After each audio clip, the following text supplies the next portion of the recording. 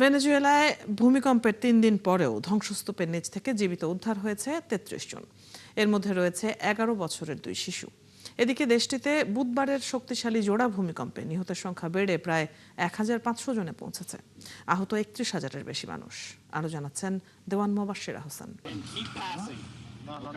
শক্তিশালী জোড়া ভূমিকম্পের পর উদ্ধার অভিযানে অলৌকিক ঘটনার সাক্ষী হচ্ছে ভেনেজুয়েলা। ভূকম্পনের ৩ দিন পরেও ধ্বংসস্তূপ থেকে জীবিত উদ্ধার করা হয়েছে ৩০ জনের বেশি মানুষকে। তাদের মধ্যে রয়েছে আলাদা দুটি ভবন থেকে উদ্ধার হওয়া ২ ১১ বছর বয়সী শিশু।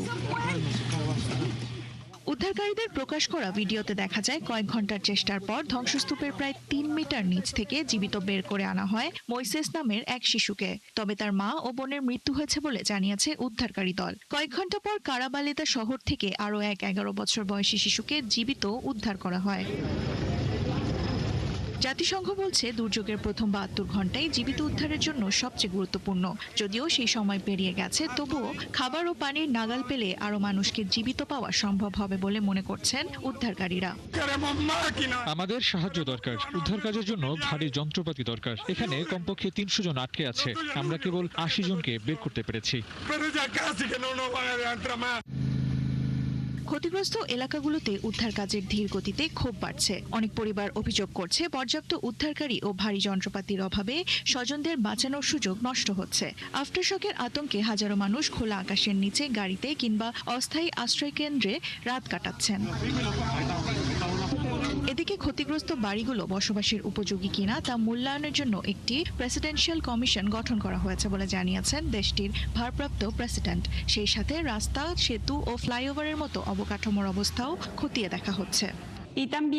এখনো পর্যন্ত লা গুয়াইরায় প্রায় ৭৫% এলাকায় বিদ্যুৎ সরবরাহ চালু করা হয়েছে। বাকি এলাকাগুলোতেও দ্রুত বিদ্যুৎ ফিরিয়ে আনার কাজ চলছে। সেই সাথে ৬৮% পানি সরবরাহ স্বাভাবিক হয়েছে এবং ৯০% রাস্তা যাতায়াতের উপযোগী হয়ে উঠেছে। এগুলো উদ্ধার কাজের জন্য অনেক গুরুত্বপূর্ণ। বর্তমানে মেক্সিকো, স্পেন, কাতার, যুক্তরাষ্ট্র, যুক্তরাজ্য সহ বিভিন্ন দেশের আন্তর্জাতিক উদ্ধারকারী দল এবং জাতিসংঘের বিশেষজ্ঞরা উদ্ধার অভিযানে অংশ নিয়েছেন। প্রায় ২০০০ উদ্ধারকর্মী, শতাধিক অনুসন্ধানী কুকুর ও আধুনিক ড্রোন নিয়ে ধ্বংসস্তূপে এখনো চলছে জীবনের সন্ধান। দেওয়ান মুবাশিরা হোসেন, ৭১। তীব্র তাপপ্রবাহে পুড়ছে উত্তর ও মধ্য ভারতের বিস্তীর্ণ অঞ্চল। কোথাও কোথাও তাপমাত্রা ৪০ থেকে ৪৫ ডিগ্রি সেলসিয়াস ছাড়িয়ে গেছে। ফলে প্রচণ্ড গরমে কার্যত অচল হয়ে পড়েছে জনজীবন। দুপুরের পরই ফাঁকা হয়ে যাচ্ছে রাস্তাঘাট।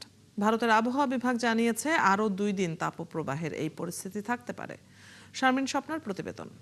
কেউ ছাতা নিয়ে হাঁটছেন, কেউ বা সড়কের পাশের দোকান থেকে কিনছেন শরবত বা ঠান্ডা পানি। এমনই চিত্র ভারতের রাজধানী দিল্লির বিভিন্ন সড়কগুলোতে।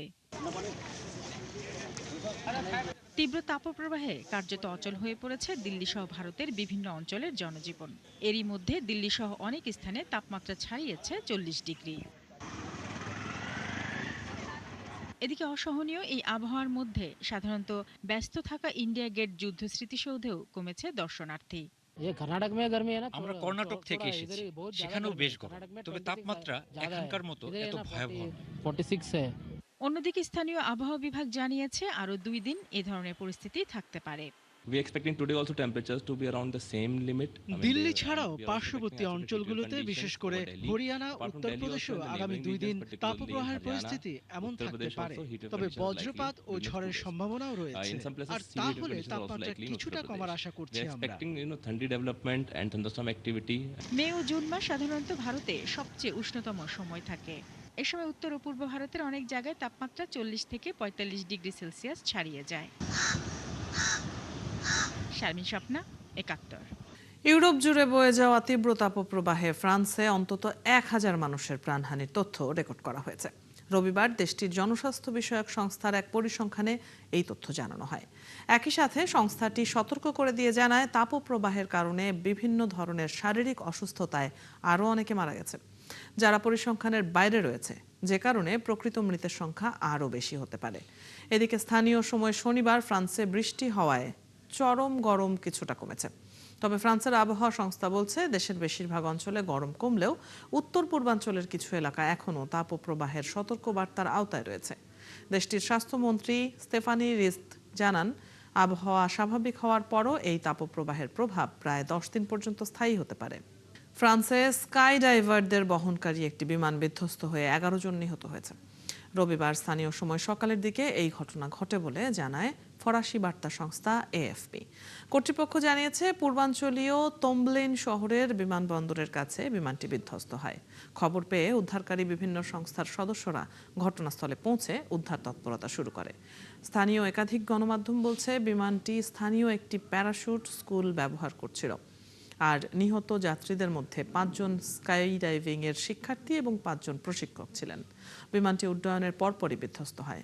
তবে কী কারণে বিমানে এই ঘটনা ঘটেছে তাৎক্ষণিকভাবে তা জানা যায়নি বলে জানিয়েছে পুলিশ।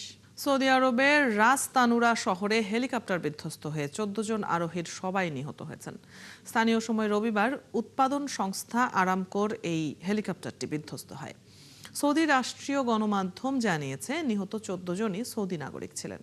হেলিকপ্টারটি বিধ্বস্ত হওয়ার কারণ নিরূপণে তদন্ত চলছে বলে জানিয়েছেন সৌদির জ্বালানি মন্ত্রণালয়ের এক কর্মকর্তা।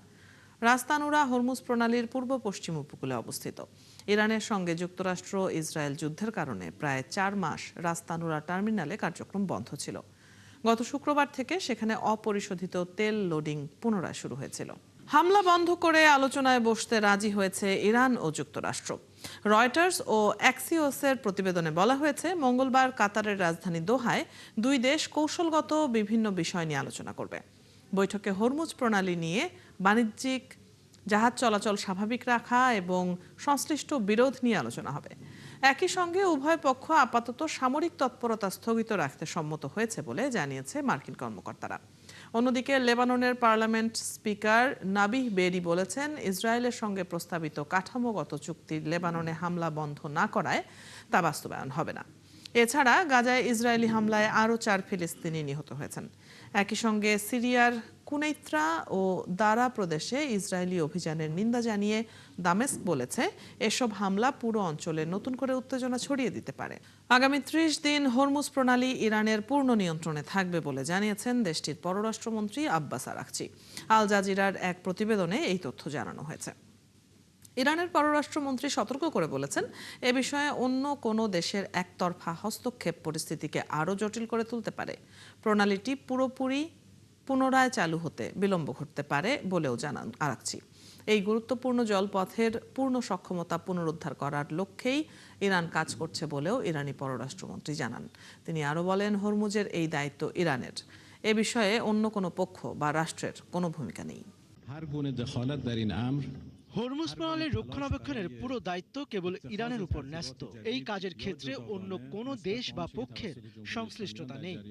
সমঝোতা স্মারকের অধীনে এই বিষয়টি স্পষ্ট করা হয়েছে। যে কোনো ধরনের একতরফা পদক্ষেপের ফলে পরিস্থিতি আরও জটিল আকার ধারণ করতে পারে। এতে প্রণালীটি পুনরায় খুলে দেওয়ার বিষয়টি আরও বিলম্বিত হবে। যুক্তরাষ্ট্র ও ইসরায়েলের বিরুদ্ধে যুদ্ধাপরাধের অভিযোগে আইনি ব্যবস্থা গ্রহণের আহ্বান জানিয়েছেন ইরানের সর্বোচ্চ নেতা মোস্তফা খামেনি। ইরানের বিচার বিভাগীয় সপ্তাহ উপলক্ষে দেয়া এক বার্তায় খামেনি বলেছেন মিনাব ও লামার্দে সংগঠিত শিশু হত্যা এবং যুদ্ধাপরাধের বিচার দেশীয় ও আন্তর্জাতিক আদালতে করতে হবে। তিনি জুন 2025 এবং মার্চ 2026 যুদ্ধের সময় ইরানি জনগণের বিরুদ্ধে সংঘটিত অপরাধের জন্য দায়ী ব্যক্তিদের বিচারের আওতায় আনার কথাও বলেন। খামেনি বলেন এই অপরাধের হোতাদের গ্রেপ্তার করে এর জন্য জবাবদিহি করতে হবে। এর পাশাপাশি ইরানি জনগণের ওপর ব্যাপক শারীরিক ও মানসিক ক্ষতি সাধন করা হয়েছে বলেও তিনি বর্ণনা করেছেন। ইরানের সাবেক সর্বোচ্চ নেতা আয়াতুল্লাহ আলী খামেনির অন্তিম যাত্রায় যোগ দিতে পারেন 2 কোটিরও বেশি মানুষ। আগামী 4 জুলাই রাজধানী তেহরান ও পবিত্র শহর হিসেবে পরিচিত কোমে আনুষ্ঠানিকভাবে শুরু হবে এই অন্তিম যাত্রা।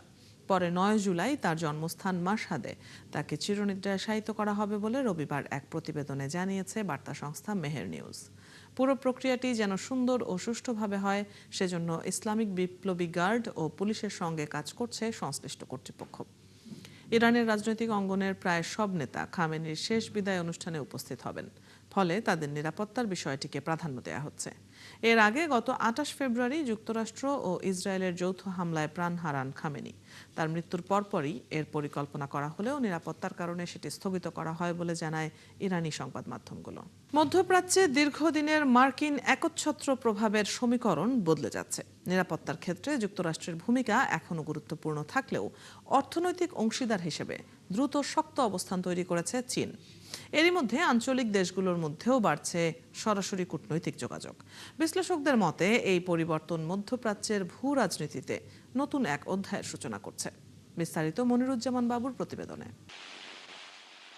দ্বিতীয় বিশ্বযুদ্ধের পর থেকে মধ্যপ্রাচ্যের নিরাপত্তা, রাজনীতি ও জ্বালানি বাণিজ্যে প্রভাব বিস্তার করে আসছিল যুক্তরাষ্ট্র। সামরিক ঘাঁটি, নৌ উপস্থিতি এবং নিরাপত্তা সহযোগিতার মাধ্যমে অঞ্চলটিতে দীর্ঘদিন ধরে নিজেদের আধিপত্য ধরে রেখেছে ওয়াশিংটন। কিন্তু সময়ের সঙ্গে সেই চিত্র বদলাতে শুরু করেছে। সামরিক উপস্থিতি বহাল থাকলেও অর্থনৈতিক প্রভাবের ক্ষেত্রে দ্রুত এগিয়ে এসেছে চীন। বাণিজ্য, অবকাঠামো উন্নয়ন এবং বিনিয়োগের মাধ্যমে মধ্যপ্রাচ্যে নিজেদের অবস্থান আরও শক্তিশালী করছে বেইজিং। পরিসংখ্যান বলছে গত 2 দশকে চীন ও আরব বিশ্বের মধ্যে বাণিজ্যের পরিমাণ $36 বিলিয়ন থেকে বেড়ে প্রায় $400 বিলিয়ন পৌঁছেছে। অন্যদিকে যুক্তরাষ্ট্র এখনও মধ্যপ্রাচ্যে একাধিক সামরিক ঘাঁটি পরিচালনা করছে এবং বিপুল পরিমাণ অস্ত্র রপ্তানির মাধ্যমে নিরাপত্তা সহযোগিতা অব্যাহত রেখেছে। সাম্প্রতিক ইরান যুদ্ধ এই বিপরীতমুখী অবস্থানকে আরও স্পষ্ট করে তুলেছে। হরমুজ প্রণালীতে যখন সংঘাত চরম রূপ নেয়, তখন চীনের জ্বালানি সরবরাহ সবচেয়ে বেশি ঝুঁকির মুখে পড়েছিল। কিন্তু অনেকের মতে পরিস্থিতি সামাল দেওয়ার মতো সামরিক সক্ষমতা চীনের ছিল না। এদিকে মধ্যপ্রাচ্যের দেশগুলো তাদের কূটনৈতিক কৌশলে পরিবর্তন আনছে। সৌদি আরব, ইরান এবং তুরস্কের মতো দেশগুলো এখন অনেক ক্ষেত্রে মার্কিন মধ্যস্থতার বাইরে থেকেও সরাসরি সংলাপ ও যোগাযোগ বজায় রাখছে।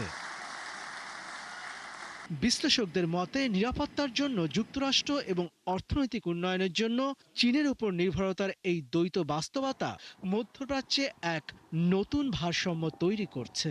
একই সঙ্গে আলোচনায় এসেছে একটি আঞ্চলিক অনাক্রমণ চুক্তির প্রস্তাব।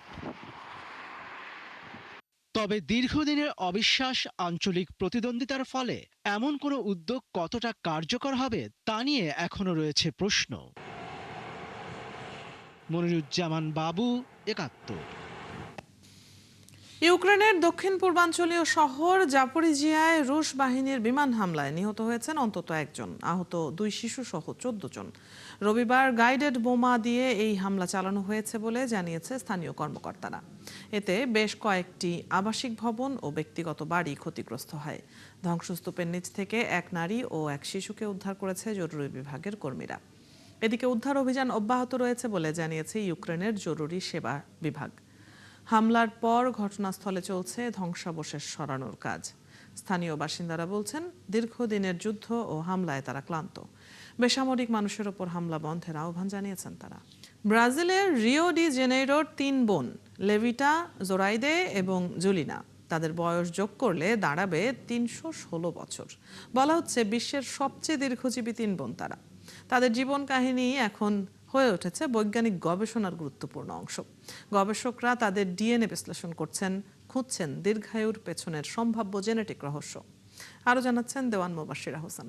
ব্রাজিলের এক অবিশ্বাস্য গল্প। 3 বোন যাদের মোট বয়স 316 বছর। পৃথিবীর সবচেয়ে দীর্ঘজীবী 3 বোন হিসেবে গিনেস ওয়ার্ল্ড রেকর্ডে নাম উঠেছে তাদের। 109 বছর বয়সী লেভিটা, 104 বছরের জোরাইদে এবং 103 বছরের জুলিনা। এই 3 বোন এখন বিজ্ঞানীদের নতুন গবেষণার কেন্দ্রবিন্দু। সাও পাওলো বিশ্ববিদ্যালয়ের গবেষকরা এই বোনদের ডিএনএ পরীক্ষা করছেন। তারা বুঝতে চেষ্টা করছেন কিভাবে কোন জিন বা বংশগত বৈশিষ্ট্য তাদেরকে এত দীর্ঘজীবন দিতে পারে। যারা 100 বছরের বেশি বেঁচে আছেন এবং যেসব পরিবারে অনেকেই দীর্ঘ জীবন পেয়েছেন, তাদের ডিএনএ পরীক্ষার মাধ্যমে আমরা মূলত প্রোটেক্টিভ জিন খুঁজে থাকি। এবং আমাদের ধারণা এই শতবর্ষী 3 বোনের শরীরে এমন জিন 1-এর অধিক রয়েছে, আর এ কারণেই তারা এত দীর্ঘ এবং সুস্থ জীবন লাভ করেছেন। গবেষণায় দেখা হচ্ছে শতবর্ষী মানুষ এবং যাদের বয়সজনিত অসুখ আছে তাদের মধ্যে পার্থক্য কোথায়। আশা করা হচ্ছে এই 3 বোনের পরিবার থেকে গুরুত্বপূর্ণ সূত্র পাওয়া যাবে। আমার মতে জীবন শুরু হয় জন্ম থেকেই।